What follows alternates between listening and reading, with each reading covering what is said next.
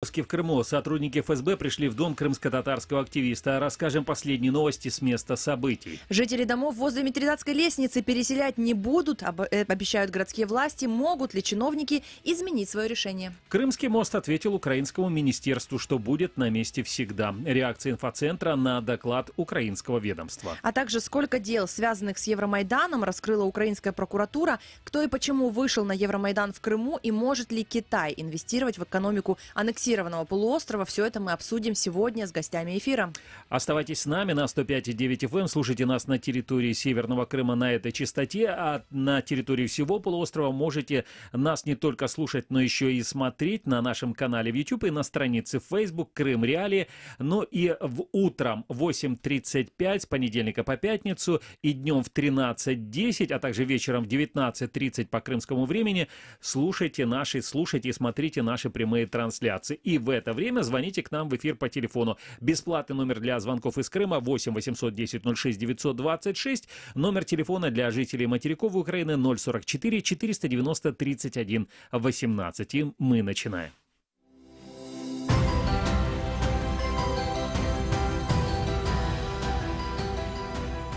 Ищите сайт Крым Реалии в интернете, наши страницы в Facebook, Twitter и ВКонтакте, наши видео и фильмы на YouTube-канале Крым Реалии. Крымчане имеют право знать.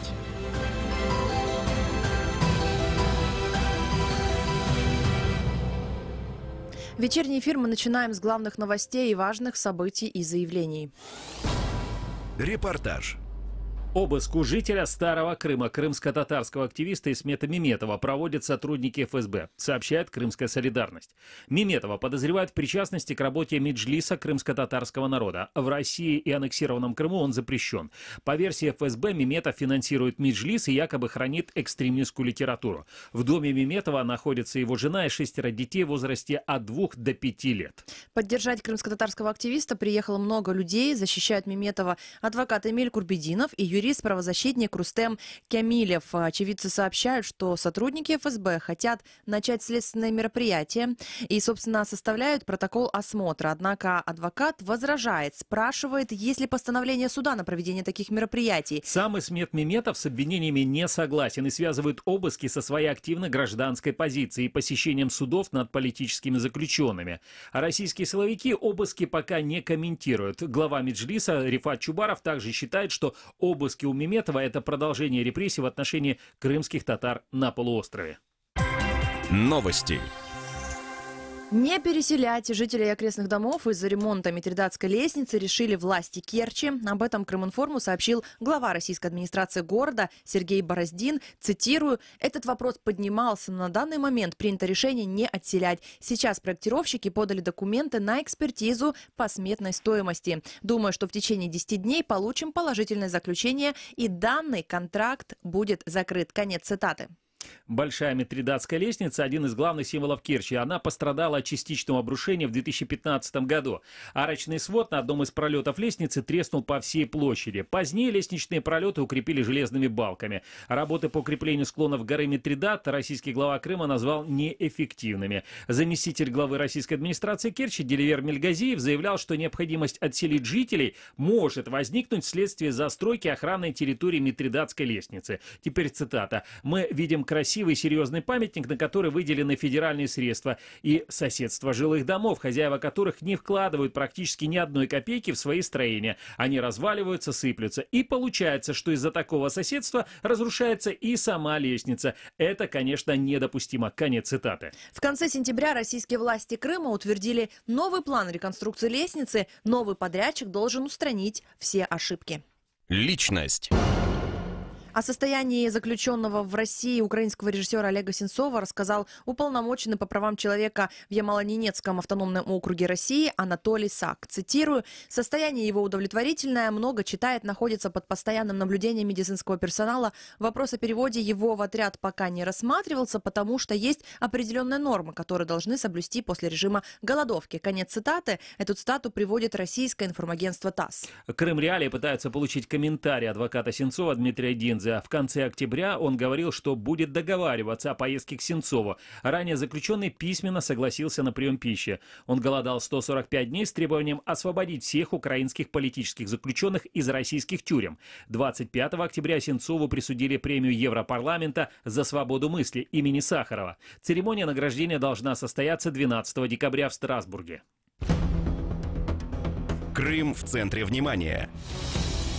Заявления Украины о проседании Крымского моста являются очередным мифом. Об этом говорится в сообщении инфоцентра «Крымский мост» в Фейсбуке. Цитирую. «Сейчас ваше настроение сместится в сторону веселья, а я буду на месте всегда. Думал, придумать уже нечего, но хэштег «Крымский мост. Мифы» пополняются». Конец цитаты. Сообщение написано как бы от имени моста. О том, что мост смещается, сообщало Украинское министерство по вопросам временно оккупированных территорий. Там сделали космическую съемку территории Керченского пролива. В ведомстве зафиксировали, цитирую, несколько критических участков, где объекты поднимаются на 89 мм в год или проседают на 52 мм в год. Такие смещения, по словам чиновников, есть и в железнодорожной части моста. Кроме того, сообщается, что на территории острова Тузла есть 2 опасных участка. И, что самое важное, в министерстве отмечают, что смещения говорят о нестабильности морского дна в местах установки опор, имеют негативное влияние на акваторию Черного моря и могут нести угрозы жизни и здоровью людей. Напомним, что мост строила, в частности, компания «Стройгазмонтаж». Ее директор Аркадий Ротенберг заявлял, что мост простоит 100 лет. Открыли его 16 мая 2018 года. В октябре проезд разрешили грузовикам. Железнодорожная часть моста еще строится. А в отношении компаний, которые строили мост, Евросоюз ввел ряд санкций. Тема дня. Большая часть преступлений против активистов Евромайдана раскрыта. Об этом рассказал начальник управления специальных расследований Генеральная прокуратура Украины Сергей Горбатюк, сообщает Радио Свобода.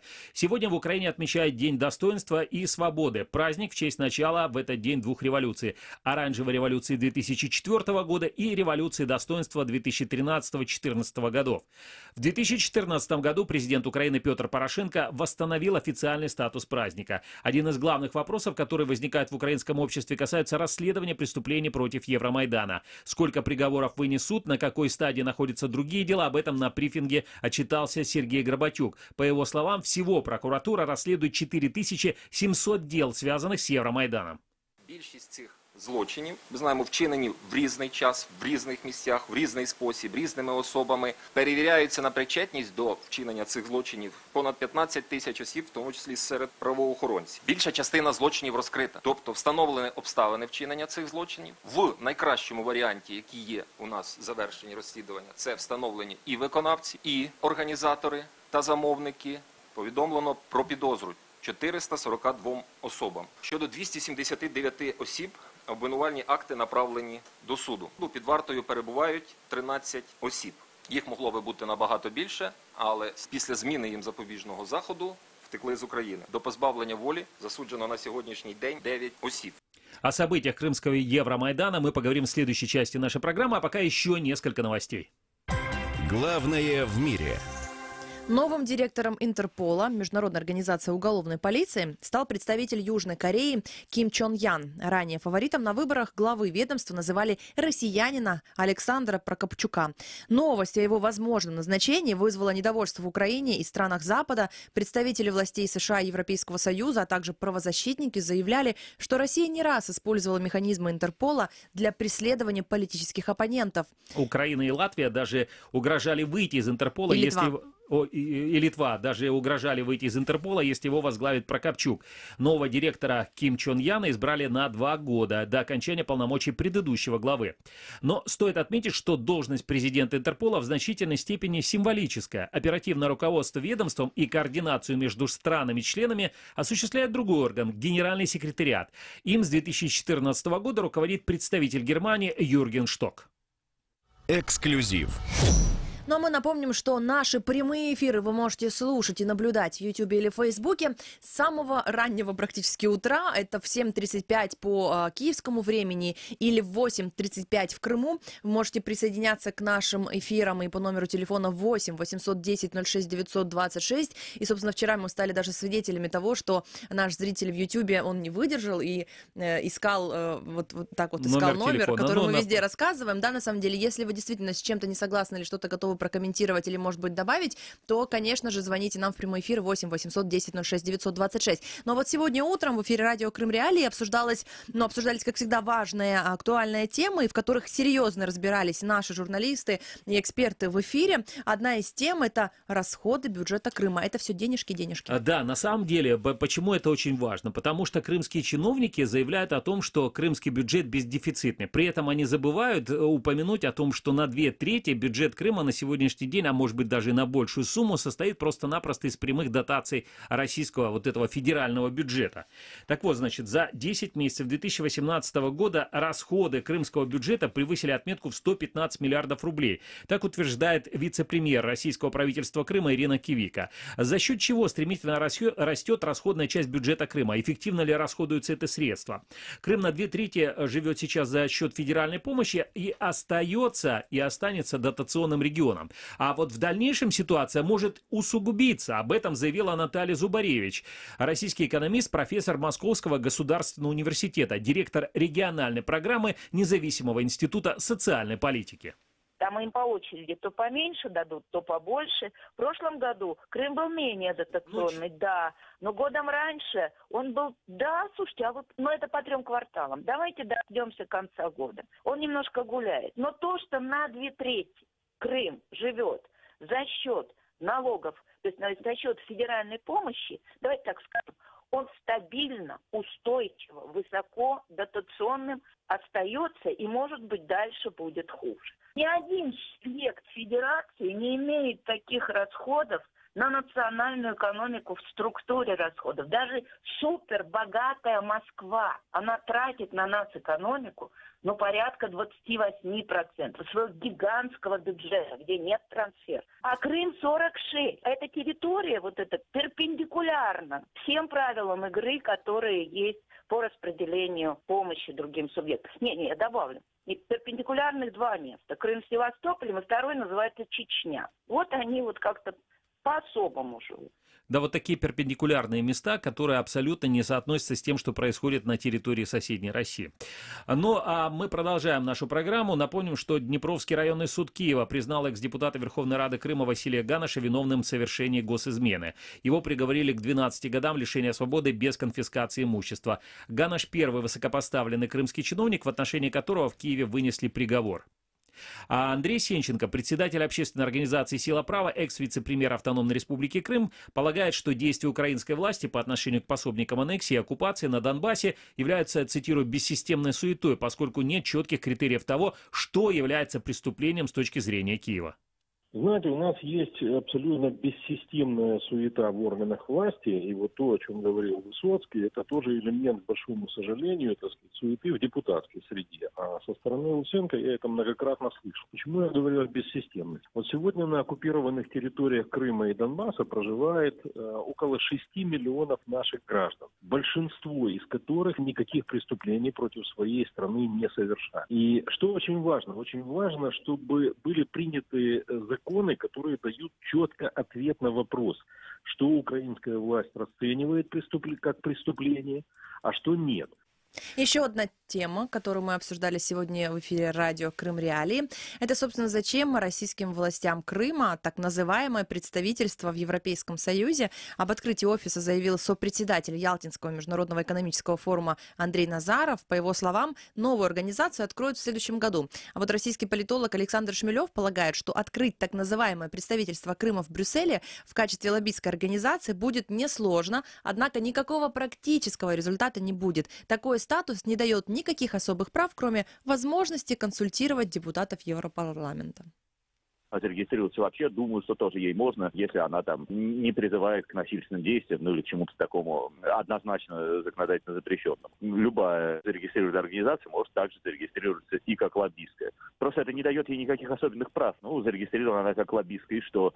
Единственное, какое право она получает, это консультировать депутатов Европарламента по тем или иным вопросам. Но консультировать это все-таки не финансировать, как в Штатах, поэтому, в общем, не то, что эти консультации тоже дают какое-то преимущество подобной организации. Мне кажется, вообще, что эта тема немножечко высосана из пальца. Ну, то есть понятно, что Назаров таким образом зарабатывает какие-то очки себе на внутрироссийской сцене.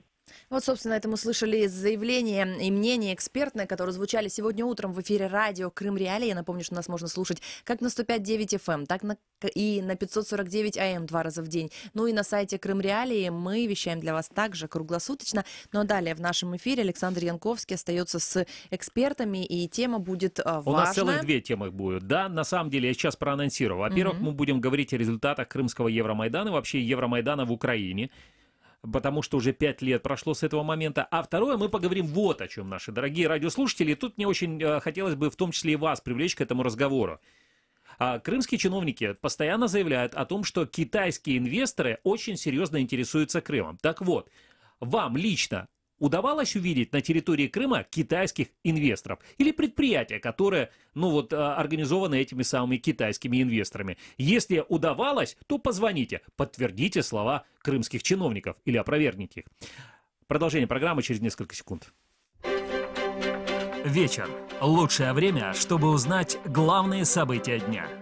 С понедельника по пятницу в 19:30. Крымский вечер на радио Крым Реалии.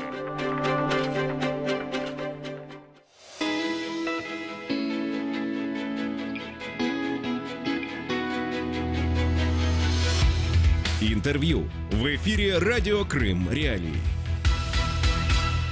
Крымский вечер в эфире радио Крым Реалии. С вами Александр Янковский. Слушайте нас на 105.9 FM на территории Северного Крыма, а также в 8:35 и днем в 13:10 слушайте наши прямые эфиры на частоте 549 кГц на средних волнах на территории всего Крыма. И на территории всего Крыма можете нас не только слушать, но и смотреть на нашем канале в YouTube и на нашей странице в Facebook.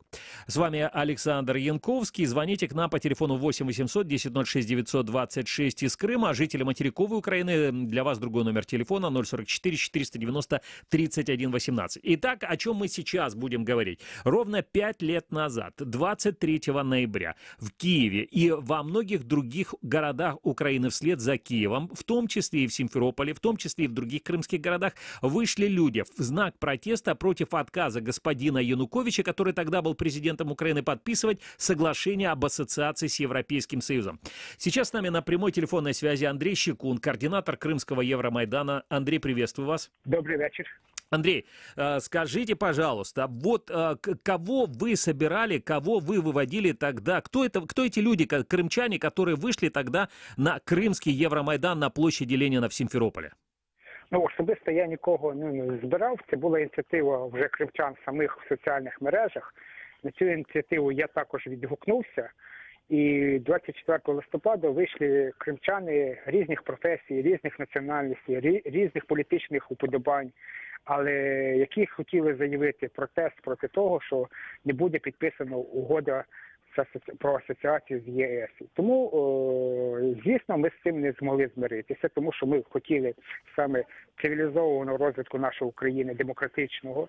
І після цього, провівши першу акцію, ми прийшли до рішення, що треба сформувати координацію дій нашого руху, який ми вже тоді назвали Євромайдан Крим, визначити організаторів заходів і 4 співкоординаторів, яких ми визначили, і почати системно проводити акції протесту проти того, що робив на той період Янукович и Азаров. Андрей, скажите, а для чего это надо было делать в Симферополе? То есть вот какая главная цель? Потому что ведь все-таки основные события, они происходили в Киеве. В Києві завжди враження по всій Україні, що Крим якийсь специфічний регіон, який відрізняється від інших областей України, і що там він мало це на увазі, що це повністю проросійський регіон, який повністю контролюється партією регіонів, і там немає іншої думки, тобто нема проукраїнських взагалі сил. І щоб розуміти ці міфи, звісно, що позиція повинна виходити сама від кримчан, живих кримчан, які мешкають, проживають на території Автономної Республіки Крим і міста Севастополя. І саме ця ініціатива, вона буде розвіювати міфи. І так воно сталося. В інформаційному просторі ми практично розвіяли ці міфи про те, що Крим – якийсь інший специфічний регіон, і де нема проукраїнських сил, і де нема людей, які підтримують євроінтеграцію. Угу. Андрей, еще такой вопрос. Сразу же после победы Майдана, фактически после бегства господина Януковича из страны, экс-президента Украины, началась российская оккупация и последующая аннексия полуострова. Вас, если, поправьте, если ошибаюсь, вас задержала так называемая самооборона 9 марта 2014 года. Саме так. Цей день ми організовували, практично це був наймасштабніший мітинг після 26 лютого біля стін Верховної Ради. Як ви пам'ятаєте, вже після того, як захватили адміністративні будівлі Верховної Ради і Ради міністрів окупаційні, скажімо, війська. Це була найпотужніша акція 9 березня, яку ми готували координатори руху Євромайдан Крим за Україну, за територіальну цілісність і фактично тим самим пробиваючи інформаційний простір, який до цього був типу, що за Крим, весь за Россию. Андрей, просто сегодня вот представители Генпрокуратуры говорили про расследование дел против активистов Майдана. Ваше дело, ваше похищение, оно каким-то образом расследуется? Справа кримінальна відкрита. На сьогоднішній день я подав всі свідчення, які міг в даний момент. Більше того, що сьогодні встановлено, я думаю, що це хто є організаторами нашої справи, це Гіркін і Безлєв, якого Україна узнала по Краматорську. І так саме в полоні я був у цих людей. І хто особисто мене катував, хто особисто мене допитував, хто особисто там мене утримував у полоні, це вже питання мого слуху, тому що я не міг бачити там все. І деяких людей я розпізнав по слуху і надав ці свідчення як і прокуратурі Автономної Республіки Крим, так і моя справа, яка знаходиться в Європейському суді з прав людини. Понятно. Спасибо огромное. Андрей Щекун, координатор Крымского Евромайдана, был на прямой телефонной связи. Мы продолжаем нашу программу. Еще один сокоординатор Крымского Евромайдана. Сейчас мы будем с ним говорить. Сергей Ковальский. Сергей, приветствую вас. Добрый вечер. Сергей, по вашей ситуации хотелось бы узнать, вот с вашей, вы сейчас находитесь на материковой Украине. Почему мы сегодня говорим про расследование преступления в отношении активистов Евромайдана? Потому что был брифинг представителей Генпрокуратуры, которые говорили, отчитывались о том, сколько преступлений вообще раскрыто в отношении активистов Евромайдана. В отношении вас, вот конкретно вас, закончилось ли расследование или оно вообще, может быть, даже не начиналось? Вы имеете в виду расследование еще раз повторите? Да, по поводу, смотрите, вот Андрей Щекун, его похитили, эти представители так называемой самообороны. Он предполагает, что это были Гиркин, он же Стрелков, там и группа Безлера.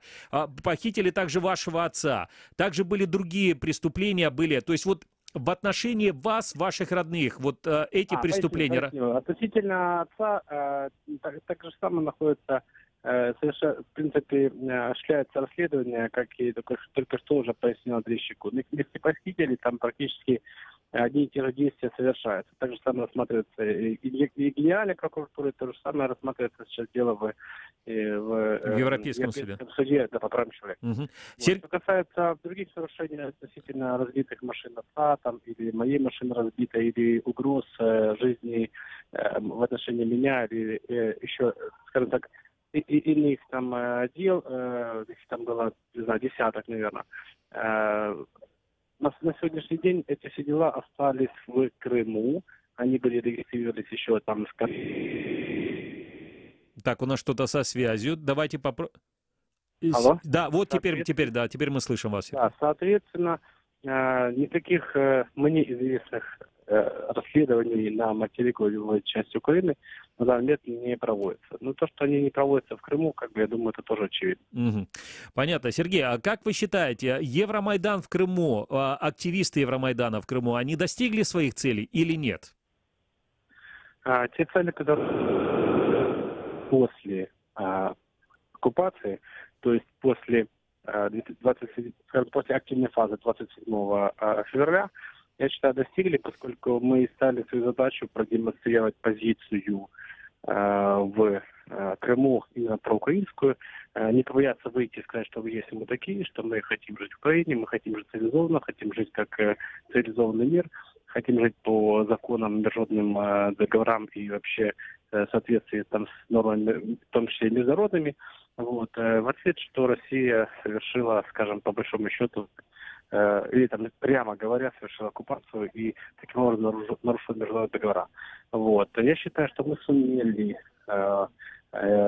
вообще все активисты, которые вообще вышли и находились на акции в марте, особенно 9 марта, показать, что тысячи человек, выйдя с крымскими флагами во время активной фазы оккупации, вокруг институций, вокруг этих казаки, вокруг,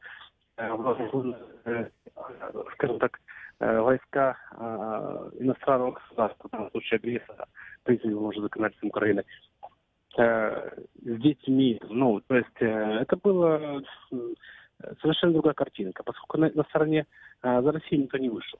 То есть мы, кроме связанных казаков с Краснодара, не видели там, или с Кубани, мы там не видели вообще вот Верховной Рады. Так, у нас что-то пропала связь с Сергеем Ковальским.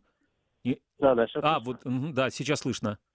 Да. То есть мы не видели там жителей Крыма, там, которые ходили там и призывали Россию. Нет, какие-то созданные там самообороны, опять финансируемые и так далее. Были там какие-то так называемые самообороны, на самом деле, тетушки, те же, которые в Киеве бегали. Вот и вся как бы история.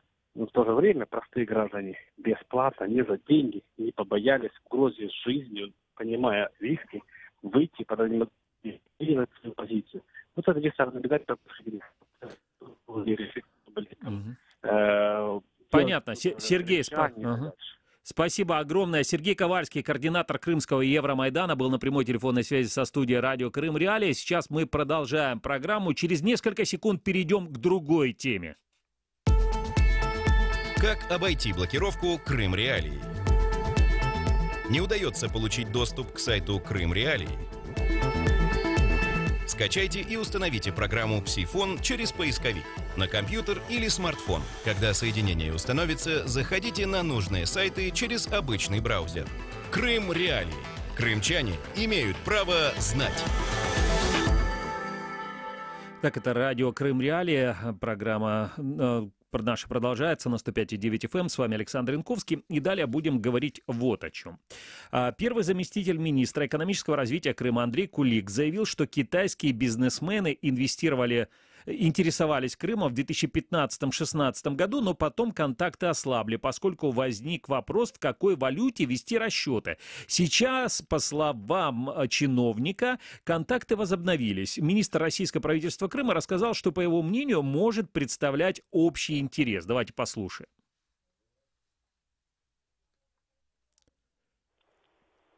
Да, мы слушаем сейчас звук или нет? Звука нет. Ага, Александр, здравствуйте. Это Александр Басов у нас, экс-президент Торгово-промышленной палаты Крыма. Александр, приветствую вас. Скажите, пожалуйста. Да, добрый вечер. Да, такой вопрос очень интересует. На самом деле, вот есть постоянно говорят крымские чиновники, например, вот сейчас о том, что с деловым визитом ездило там 12 крымских бизнесменов в Китай. И перед этим, в 2018 году, приезжают какие-то китайские тоже там чиновники, которые постоянно говорят о большом интересе китайских инвесторов в отношении Крыма. Меня интересует такой вопрос, их два точнее, да, вот есть ли эти реальные деловые контакты между Крымом сейчас и Китаем, и вообще, что может быть интересным китайцам в Крыму? Вы знаете, Китай всегда, особенно в последние десятилетия, интересовался Крымом, и они сюда часто приезжали, и в украинский период. Вы наверняка помните о том громаднейшем соглашении, которое вызвало в том числе в Крыму такую неоднозначную оценку, когда Янукович подписал с китайцами соглашение о том, что отдавал там примерно 160 тысяч гектаров наших сельхозземель под пшеницу там, и другие сельхозкультуры. И, соответственно, китайский интерес к Крыму никуда не делся, он сохранился. Другое дело, что китайцы очень прагматичны, и они не спешат с реализацией цели, если им что-то препятствует. То есть они просто как бы выжидают вот того благоприятного момента, который рано или поздно, по их мнению, может наступить. Они приезжали, вот я лично встречался в 2013 году, еще китайская делегация приезжала, и они тогда собирались именно закупать наши крымские вина, вот то, что в последующем как бы там Массандра уже реализовывала, кое-какие поставки. Китай в основном заинтересован, конечно же, был в транспортном коридоре, как вы помните, да, и выращивание здесь на территории Крыма, прежде всего зерновых, потому что Китай очень нуждается в этом.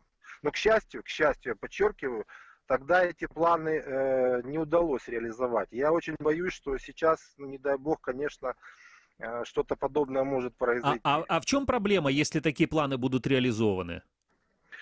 Мы хорошо знаем ту ситуацию, которая складывается на сегодняшний день, уже даже в ближайшем, скажем так, регионе к Крыму, это в Краснодарском крае, где китайцы уже работают, в Волгоградской области.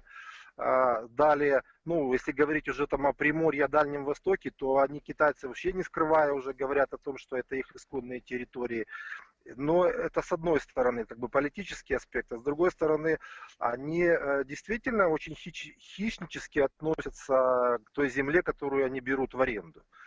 Вы слышали ту историю, которая была в начале вот этого года, когда китайцы, непонятно по какому соглашению, опять же, как это делается у нас в Крыму, там какие-то, видимо, устные договоренности, там взяли и начали строить в Нижнегорском районе теплицы. Мы делали программу на этот, когда там эпицентром конфликта стали 100 гектаров между поселками Ильяновка и Изобильное. И там обещали, что будет точно. На 8 тысячах гектарах они построят свои теплицы. И тогда местные там жители даже бунтовали против прихода вот этих китайских предпринимателей. Вот. И крымчане немножко отличаются ментальностью от россиян, потому что они тогда встали и вышли и протестовали. А вот кому там протестовать на Дальнем Востоке, когда там большая часть пьяниц и так далее? И они там, естественно, творят, что хотят. Естественно, я думаю, что большинство населения Крыма, они будут против того, чтобы здесь китайцы разворачивали вот именно свои теплицы. Я видел эти китайские теплицы длиной по 40 километров. 40 километров? 40 километров, да. В которых они выращивают все сельхозкультуры, и какое количество туда кладется и гербицидов, и минеральных удобрений.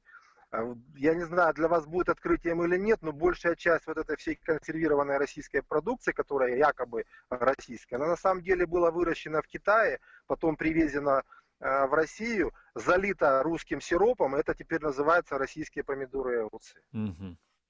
Понятно. Спасибо огромное, что нашли время пообщаться с нами. Это был Александр Басов, экс-президент Торгово-промышленной палаты Крыма. А дальше мы продолжаем нашу программу. Я вот все-таки хочу, чтобы мы сейчас послушали слова первого заместителя министра экономического развития Крыма Андрея Кулика вот о том, какие, по его мнению, могут представлять, отрасли общий интерес между Крымом и Китаем. Давайте послушаем. Я считаю, что наиболее перспективна работа с китайскими компаниями. Это интенсивное земледелие, это промышленная переработка продуктов питания, в том числе с возможностью экспорта в Китай. Это аквакультура, недооцененная совершенно отрасль, которая, конечно, сейчас развивается в Крыму. И для полноценной круглогодичной загрузки санаториев нам необходимо обеспечить в зимние периоды загрузку санаториев с оказанием лечебных медицинских услуг нашим гостям-туристам. Ну и также о своей поездке в Китай рассказали представители Крымского регионального отделения Межрегиональной общественной организации малого и среднего предпринимательства «Новая формация» Андрей Неукрытый и Сергей Капица. Тоже послушаем. Вот мы посетили не один город. Так нам показали полностью все, что можно было, наверное, в провинции Сычуань. Если говорим о туристическом направлении, это город Гуйлинь. В первый же день проходила международная туристическая выставка. Мы представили именно свой регион, да, рассказали, какие есть у нас там возможности. Вот. Что касаемо бизнеса, то у большинства это был, конечно, первый визит. Вот. И для нас было важно максимально наладить коммуникацию с теми, кто, возможно, был бы нам интересен, чтобы в дальнейшем продолжить диалог, когда мы уже вернемся. Вот в рамках этой поездки, значит, мы подписали соглашение с одной из китайских международных компаний. И на базе этой компании мы открыли офис нашей организации «Новой формации» для более тесного взаимодействия с китайским рынком. И нам четко обозначили, что на сегодняшний день вот, взаимоотношения Китая и России они развиваются на высшем уровне. Также в наших планах на сегодняшний день это другие регионы, другие провинции. Вот следующая поездка моя уже в качестве представителя нашей организации в Китае, она будет связана с такими городами, как Гунчжоу, Шэньчжэнь, это уже юг Китая, это города, где очень развита международная торговля. Ну, это вот было так, это был фрагмент с пресс-конференции, которую давали представители межрегиональной общественной организации малого и среднего предпринимательства «Новая формация» Андрей Неукрыт и Сергей Капица. Мы продолжаем нашу программу и сегодня говорим в том числе о возможных китайских инвестициях в украинскую, в экономику Крыма. Далее будем говорить, у нас сейчас будет на прямой телефонной связи Алексей Стародубов, директор Крымского экспертного центра. Алексей, приветствую вас. Здравствуйте. Алексей, вот если совсем оставить за скобками все, что произошло за последние 4 года, теоретически у Китая могли быть интересы инвестиционные на территорию Крыма? Они были практическими на самом деле, не какими теоретическими, а очень даже осязаемыми. И, в принципе, если мы вспомним 2011 год, то в Крым приезжал Ху Цзиньтао, это тогда был президент Китайской Народной Республики. Ни в один другой регион, я хочу заметить, он не приехал, он приехал в Крым. То есть интерес Китая был очень мощный. А чем вы связываете чем связываете этот интерес? Вот какие практические были шаги? В контексте стратегии социально-экономического развития, которая была в украинском Крыму, речь шла о развитии транспортной инфраструктуры. И в частности, речь шла о переносе Евпаторийского порта на озеро Данузлав. Это был совместно украинско-китайский проект, первый проект практически государственно-частного партнерства. Это проект был Симферопольский аэропорт, это проект Ялтинского морского торгового порта и славно известный, печально известный Крымский мост, который также украинская сторона хотела строить с участием китайского инвестора. Россияне были против такого сотрудничества. Они были против именно китайского инвестора, да? Именно китайского инвестора, потому что китайцы давали дешевые кредиты, китайцы давали дешевую рабочую силу, и китайцы давали возможность украинской стороне заработать на строительстве этого моста и на тех грузоперевозках, которые могли бы осуществляться в рамках так называемого Большого шелкового пути, в котором ходил в том числе и Крым до оккупации. Сейчас, естественно, это все уже не так. А вот если мы говорим сейчас вот по нынешней ситуации, вот после 2014 года, потому что если мы посмотрим сообщения крымских информационных агентств, то увидим постоянно, что там какая-то крымская делегация поехала в Китай, там потом очередной бизнесмен из Китая изучает возможности Крымского полуострова, например, в декабре 2017 года пишется, изучают возможности Крымского полуострова для создания в регионе центра аквакультуры по производству морепродуктов. Об этом сообщает Аксенов. В 2018 году сообщают, что Крым с деловым визитом прибыл председатель Китайско-российского центра по филантропии и культурному обмену Тяньфу, и он там сказал, что он готов взять первую пробную партию крымского вина, 100 тысяч бутылок. Дальше сообщается о том, что зашли какие-то китайские инвесторы, которые построили уже на первых 100 гектарах теплицы между поселками Мильяновка и Изобильна. А вот реально есть эти китайские инвесторы на сегодняшний день или нет, по вашей оценке? Я вам могу профессионально сказать, потому как я поддерживаю контакты с теми инвесторами потенциальными, которые выходили на крымский рынок, и в принципе понимаю их глобальную политику, потому что Китай, он, конечно, сложный с точки зрения понимания для работы с ними, но с другой стороны, если понять их субкультуру инвестиционную, то все станет ясно. Так вот, ни одна компания крупная китайская не выйдет на полуостров оккупированный. По одной простой причине, потому что в отличие от западных компаний, которые имеют разветвленные группы и сосредоточены в разных юрисдикциях, я имею в виду, что можно выйти в Крым там, через офшор, через Москву и так далее. У китайцев такой возможности нет. У китайцев все централизовано и все под четким руководством партии. Поэтому есть общая политика, есть понимание китайцев, каким образом им выходить на рынок. И я не уверен в том, что, точнее полностью уверен в обратном, что ни один китайский инвестор на Крымский полуостров до момента его деоккупации не выйдет. Это вот голый итог всех тех, точнее не голый итог, это как раз вот комментарий к тому всему, что говорили до этого, о том, что кто-то где-то как-то открыл. Это просто попытка притянуть кого-то для объяснения, что не так у нас все и плохо. В целом, конечно, у России хорошие отношения с Китаем, то есть у них есть крупные проекты в агросекторе, у них есть крупные проекты в машиностроении с китайской стороной. Но говорить о том, что это каким-то образом может касаться Крыма, это не так и такого не произойдет, поскольку китайцы очень прагматичные инвесторы. Угу. Хорошо, это понятно. Но вот есть еще один момент. Допустим, когда вот сегодня как раз 3 года с того момента, так называемого, значит, блэкаута этого, энергетической можно было ее так назвать, там блокад, когда было перекрыто поставки электроэнергии на территорию Крымского полуострова. И, кстати, вот уже через неделю после этого блэкаута в Камыш-Бурунский порт Керчи вошло судно кабелеукладчик Jiangxi 3001 под китайским флагом. И тогда это был кабелеукладчик, который прокладывал кабель из России в Китай. А вот это можно назвать как бы таким примером сотрудничества или нет?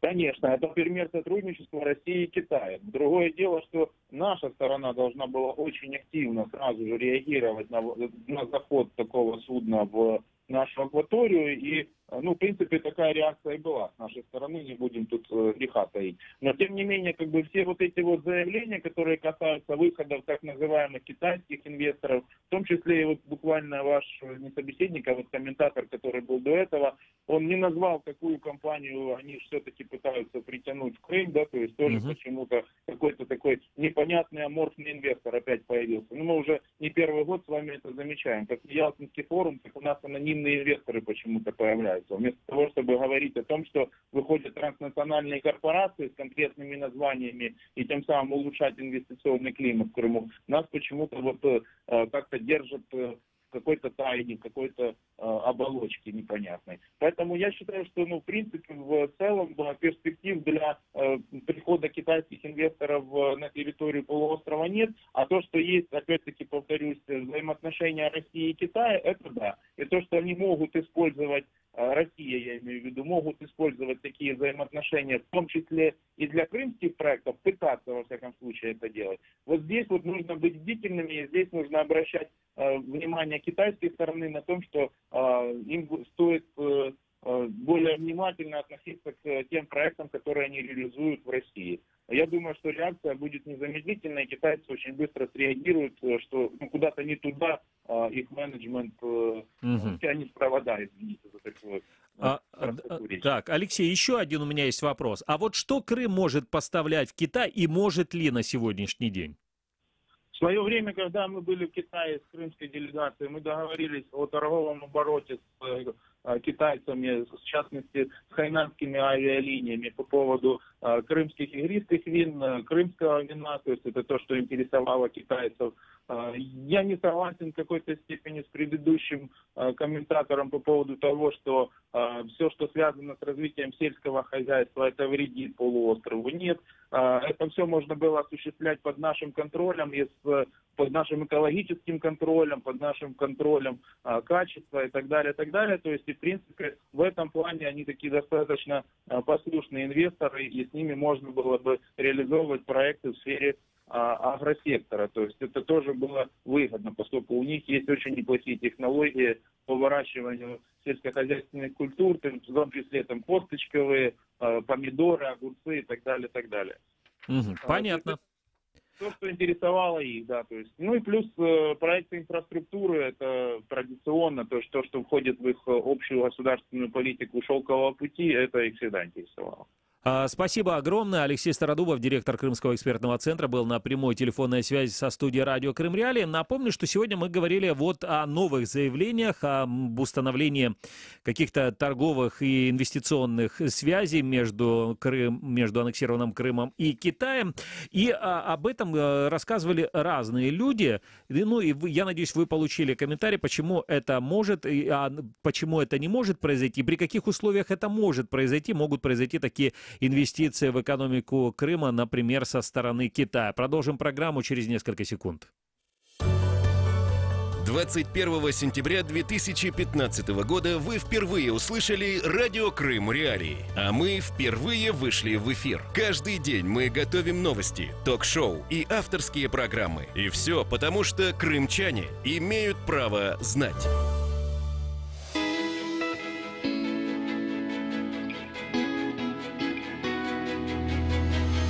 Крымский вечер с радио Крым Реалии. Это радио Крым Реалии. С вами Александр Янковский. Скоро ко мне присоединится Катерина Некреча. Напомню пока, что на полуострове нас можно слушать на территории Северного Крыма на 105,9 FM. Трансляции наших материалов смотрите на нашей странице в Фейсбуке, на нашем канале в Ютубе. Задавайте вот ваши вопросы и комментируйте. Вот, например, сейчас я зачитаю несколько комментариев по поводу Китая. Например, Руслан Юрьевич пишет, что весь мир с Китаем работает. Да, наверное, весь мир работает с Китаем. Но вопрос только в том, будут ли китайские инвестиции в Крым, в территорию аннексированного полуострова, куда инвестиции, напомню, запрещены санкциями Соединенных Штатов Америки и Европейского Союза. Еще тут есть вот несколько комментариев о том, что... Ага, так... Ну, в общем, люди все говорят, что не нужны нам китайские помидорки. Да, ну, наверное, может быть, и не нужны китайские помидорки, но, тем не менее, нам рассказали о схеме сегодня, как эти самые китайские помидорки заливаются российским рассолом и потом продаются уже под видом российской продукции. И покупают его и россияне, и крымчане. И таким образом эти продукты попадают в том числе, но и на стол к крымчанам. Ну, а дальше в нашей программе будем говорить о том, что же принесет завтрашний день. Прогноз на завтра в эфире радио Крым Реалии. Прямой эфир. Написан проект об ужесточении правил приобретения оружия, и планируется, что будет повышен, в общем, увеличен возраст с 18 лет до 21 года. Вице-спикер Государственной Думы России Ирина Яровая разработала законопроект, который ужесточает правила приобретения огнестрельного гладкоствольного оружия для лиц в возрасте от 18 до 21 года. Как сообщает в среду ТАСС, со ссылкой на пресс-службу парламентария, документ поддержан руководством профильных думских комитетов и направлен в экспертный совет фракции «Единая Россия». По словам депутата, предлагается ввести 3 дополнительных требования для получения охотничьего билета и лицензии на приобретение огнестрельного гладкоствольного длинноствольного оружия для этой возрастной категории. Во-первых, предоставление справки характеристики с места работы, справки о доходах, копии налоговой декларации или иного документа, подтверждающего размер и источник дохода, собеседование при получении лицензии на приобретение оружия. В октябре этого года в Российском парламенте Крыма предложили повысить возрастной ценз для получения оружия до 21 года. Российский омбудсмен Татьяна Москалькова полагает, что возрастной ценз на продажу оружия в России вообще должен быть не менее 25 лет. Ну и согласно действующему российскому законодательству, минимальный порог для приобретения оружия составляет 18 лет для гладкоствольного оружия и 21 год для нарезного. Это новость, Александр, как вы думаете? Я не знаю. На самом деле и оружие, и свободная продажа оружия, ведь есть очень много разных точек зрения. Одни говорят, что там, где есть оружие, приводят в пример там некоторые страны, там говорят, что человек, там, преступник, он много раз подумает, прежде чем наброситься на кого-нибудь, да, или выхватить у кого-нибудь сумку, или напасть на кого-нибудь, потому что он подумает, а вдруг у того другого человека есть оружие. С другой стороны, например, есть очень много стран, в которых вообще запрещена продажа оружия, и это страны или там очень жестко ограничено оружие, имеется в виду, там можно купить охотничье оружие, но такое вот свободное ношение оружия, оно ограничено, и при этом там очень низкий уровень преступности. Поэтому я не думаю, что есть прямая взаимосвязь между уровнем доступности оружия и уровнем уличной преступности, например. Есть разные примеры, но тем не менее новости такие появляются, инициативы появляются. Будем ждать оценки экспертов на этот счет в том числе. Что будет, если вы посещаете оккупированные территории, но незаконно посещаете, важно добавить. Вот художественный руководитель российского детского киножурнала «Ералаш», я думаю, что этот проект все прекрасно знают, вот Бориса Грачевского, его не пустили, угадайте куда? В Грузию. Об этом сообщает российское информагентство «Интерфакс» со ссылкой на МВД Грузии. В Тбилисском аэропорту режиссера не пропустили через пограничный контроль. Вместе с Грачевским в страну не смогли попасть продюсер Владимир Пирожок и режиссер Александр Шеин. По данным грузинского телеканала «Рустави-2», их не пустили в страну из-за того, угадайте, из-за чего, они не Крым посещали, но они посещали Абхазию не через официальную территорию Грузии. То есть нарушили грузинское законодательство. Да, То есть такие истории случаются не только в Украине, как вы видите, да, есть действительно законы государств, которые, если нарушить, то, собственно, можно потом попасть в какие-то черные списки.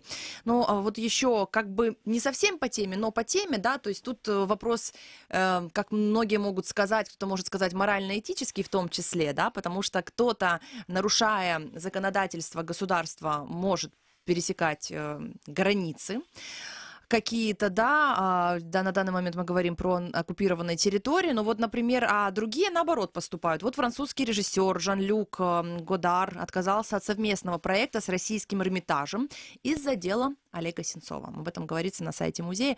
По информации пресс-службы, он должен был в декабре приехать в Эрмитаж, чтобы обсудить предстоящий проект. И далее цитата. К сожалению, на днях он сообщил, что в связи с делом Олега Сенцова он считает себя не вправе посетить Эрмитаж и следит за развитием событий, говорится в сообщении. Директор Российского музея Михаил Петровский прокомментировал отказ Годара вот так вот. Я постоянно повторяю формулу. В условиях политических обострений мосты культуры должны взрываться последними. Эрмитаж и я лично делаем все, чтобы осуществлять этот принцип, приводят слова Петровского пресс-служба музея. Но, тем не менее, вот две разные ситуации. Да, есть но у нас... об одном и том же. Да, в принципе, на самом деле об одном и том же, да, то есть когда люди культуры знают, не знают или не знают, или знают, что творят в одном случае, да, в другом случае становятся заложниками ситуации, то есть имеется в виду, я сейчас про Сенцова, да, а с другой стороны высказывают таким образом свою позицию, это про Жан-Люка Годара. А в третьей ситуации, вот как господин, можно ли назвать, кстати, Грачевского деятелем культуры? Не знаю. Наверное, можно. Наверное, можно, да. Теоретически можно, потому что, много людей смотрели те программы, которые там он снимал, какие-то смешные, какие-то не очень, но тем не менее человек сознательно поехал в Абхазию, выступал там перед солдатами-срочниками, которые принимали присягу на российской военной базе в абхазской Гудауте, в грузинском фактически, да, то есть, и поэтому, а потом он удивляется, почему его не пустили в Грузию. Окей, у нас есть новости футбола. Украина попала во вторую корзину жеребьевки квалификации Евро-2020. Да, по результатам матча группового этапа Лиги наций. Об этом сообщается на сайте УЕФА. Компанию украинцам составили еще 9 команд, с ними национальная сборная точно не сыграет. 6 корзин выглядят следующим образом. Александр, мы не будем все, да, мы сейчас на полчаса. Глубоко в теме футбола, но эта информация есть на сайте Крым Реалии. Мы с нашим ресурсом следим за спортивными новостями новостями также.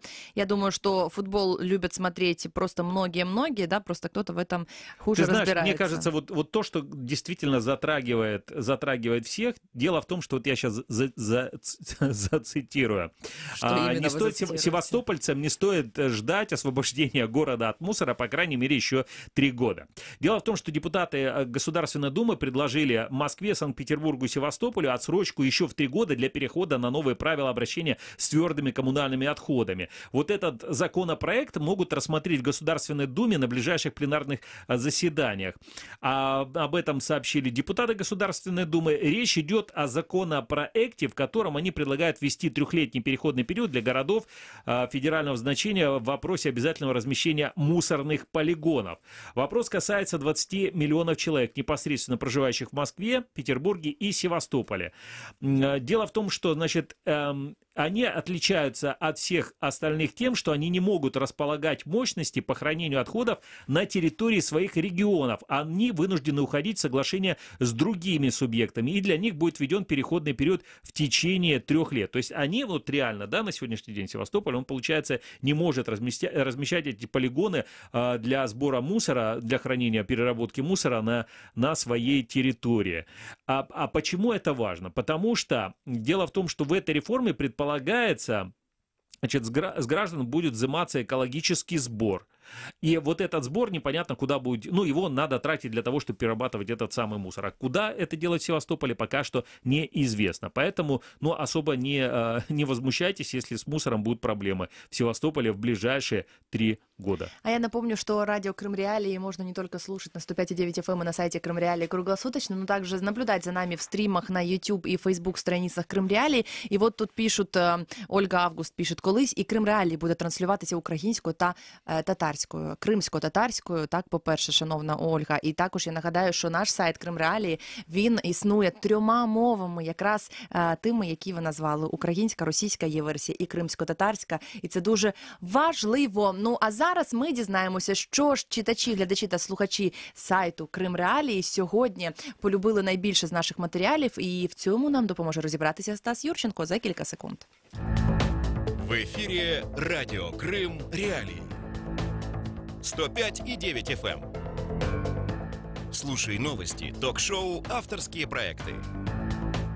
Ведущие радио Крым Реалии информируют крымчан о самых важных событиях на полуострове и в мире. Радио Крым Реалии. Крымчане имеют право знать.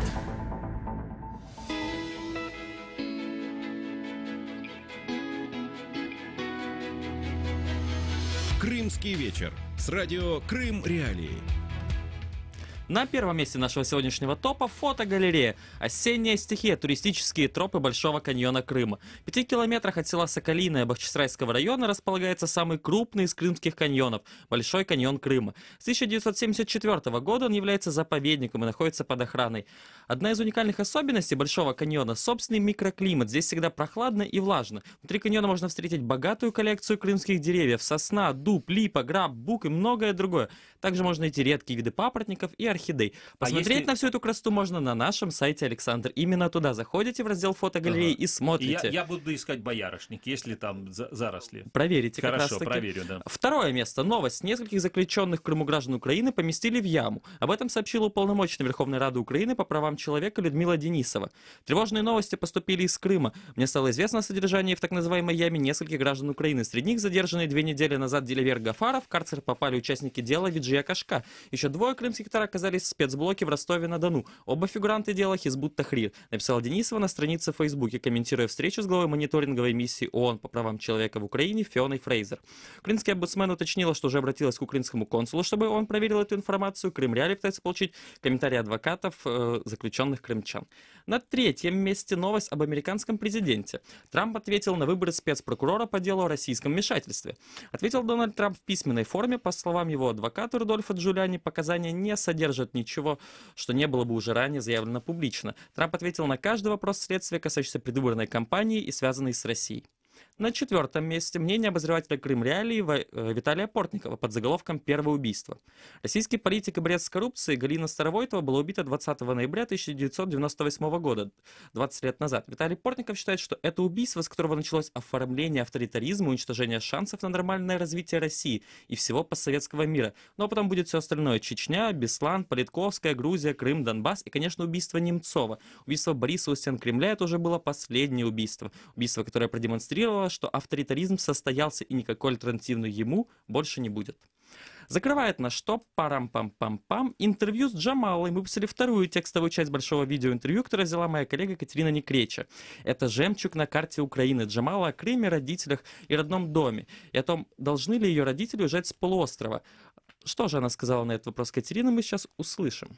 У меня у самой просыпается такое, что а с чего это они должны уезжать? Пусть уезжает тот, кто туда приехал незаконно. Они там законно. Поэтому вот это у меня тоже такое вот протест возникает. И я понимаю, почему они настолько привязаны к этой земле, к этому дому.